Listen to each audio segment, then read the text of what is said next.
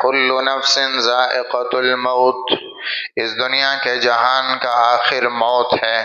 کوئی کتنا بھی بڑا طاقتور بن جائے آخر موت ہے، کوئی کتنا بڑا پہلوان بن جائے تو انتہا موت ہے، کوئی کتنا بڑا عہدے پر چلا جائے تو انتہا موت ہے، کوئی کتنا بڑے سے بڑا زندگی جی لے تو انتہا موت ہے، کوئی زیادہ سے زیادہ عرصہ بھی جی لے تو انتہا موت ہے۔ انسان کی انتہا موت ہے، اس دنیا کی انتہا سب کی موت ہے، اٹل حقیقت ہے۔ یہ ہم سب کے اوپر لمحہ آنے والا ہے اور ہم سب کو اس دنیا کو چھوڑ کے جانا ہے۔ پھر مرنے کی کوئی ترتیب نہیں، کوئی ٹائم نہیں، آنے کی ترتیب ہے، جانے کی کوئی ترتیب نہیں۔ جوان موجود ہیں، بوڑھے جا رہے ہیں، بوڑھے موجود ہیں، جوان جا رہے ہیں، جوان جی رہے ہیں، بچے جا رہے ہیں، چند دن کے بچے بھی سانس توڑ رہے ہیں اور اس جہان سے الوداع ہو رہے ہیں۔ چھوٹی قبریں بھی ہیں، بڑی قبریں بھی ہیں، جوان بھی قبرستان میں ہیں، بوڑھے بھی ہیں، اور بڑے بڑے عہدوں والے بھی پڑے ہیں اور بڑے بڑے نامور لوگ بھی پڑے ہیں۔ یہاں سب کے لیے مرنا مقدر ہے، نہ کسی کی طاقت بچا سکی، نہ کسی کا عہدہ بچا سکا، نہ کسی کا روپ رنگ بچا سکا، نہ کسی کی پاور بچا سکی، نہ کسی کا عہدہ منصب طاقت فوج بچا سکی، نہ کسی کی بڑی بڑی سپر پاوریں بچا سکیں۔ اللہ جب پکڑنے پر آتا ہے تو پھر ہر چیز دھری رہ جاتی ہے اور موت اپنا کام کر جاتی ہے۔ لیکن مر گئے، کل نفس ذائقۃ الموت، مر گئے تو مر جانے کا مطلب کیا ہے کہ مٹی ہو گئے، ختم ہو گئے، آگے کوئی جہان نہیں، آگے کوئی زندگانی نہیں، آگے کوئی حساب کتاب نہیں۔ کل نفس ذائقۃ الموت، بات یہاں ختم نہیں ہو جاتی کہ سب مر گئے، ختم ہو گئے اور قبروں میں چلے گئے تو نیکی والے کا نیک عمل اور برائی والے کا برا عمل یہ دونوں برابر ہو گئے، ایسا نہیں ہے۔ افنجعل المسلمین کالمجرمین ما لکم کیف تحکمون، کیا مجرم اور غیر مجرم ہم برابر کر دیں؟ یہ ہو نہیں سکتا۔ کیا فاسق، ام نجعل المتقین کالفجار، کیا تقوی والے فاسق فاجر ہم برابر کر دیں؟ یہ ہو نہیں سکتا۔ ام نجعل الذین آمنوا وعملوا الصالحات کالمفسدین فی الارض، کیا ایمان والے اور فساد کفر کرنے والے ہم برابر کر دیں؟ یہ ہو نہیں سکتا۔ کیا پردے دار بے پرد برابر ہو جائیں؟ یہ ہو نہیں سکتا۔ کیا نماز پڑھانے والا نہ آنے والا ہم ان کو برابر کر دیں؟ یہ ہو نہیں سکتا۔ کیا سچ کی قربانی دینے والا اور جھوٹ بولنے والا ہم برابر کر دیں؟ یہ ہو نہیں سکتا۔ کیا ظلم اور انصاف والے ہم برابر کر دیں؟ یہ ہو نہیں سکتا۔ کیا با حیا اور بے حیا ہم برابر کر دیں؟ یہ ہو نہیں سکتا۔ کیا نکاح پر آنے والے اور زنا پر آنے والے ان دونوں کو ہم برابر کر دیں؟ یہ ہو نہیں سکتا۔ قرآن سننے والا، گانا سننے والا ان کو برابر کر دیں؟ یہ ہو نہیں سکتا۔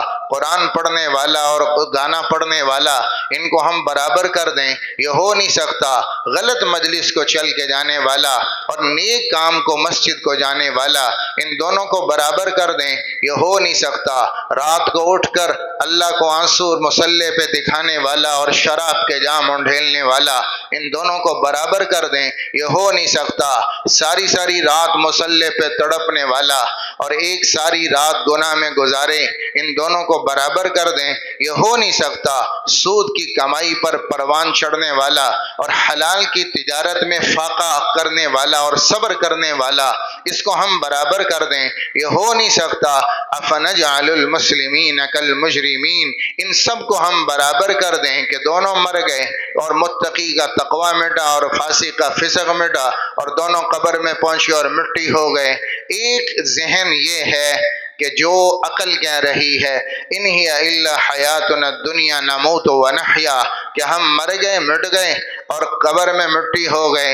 اذا متنا وکننا ترابا وعظاما انا لمبعوثون، جب مٹی ہو جائیں گے تو کون اٹھائے گا؟ جب بھربری ہو جائیں گے تو کون اٹھائے گا؟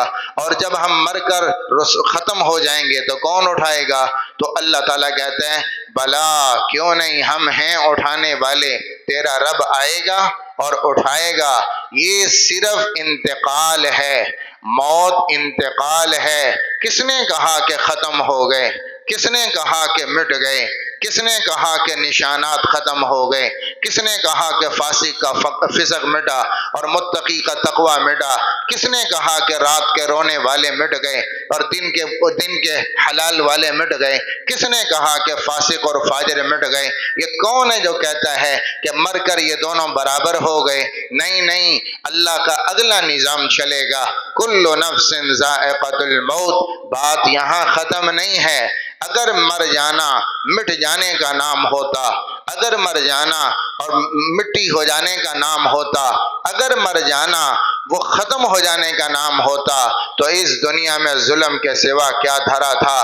یہ ساری دنیا ظلم کی آماجگاہ بن جاتی کہ جو ساری رات گناہ میں گزارے وہ بھی مر کے برابر، اور جو ساری رات تقوی پہ گزارے وہ بھی مر کے برابر، نہ اس کو جزا ملی نہ اس کو سزا ملی، تو یہ جہان ظلم کی آماجگاہ بن جاتا۔ اللہ تعالیٰ ظلم سے پاک ہے۔ 5 دفعہ اللہ نے کہا ما کان ربک بظلام للعبید، تیرا رب ظلم نہیں کرتا، لا یظلم ربک احدا، اللہ ظلم سے پاک، اللہ ظلم سے پاک۔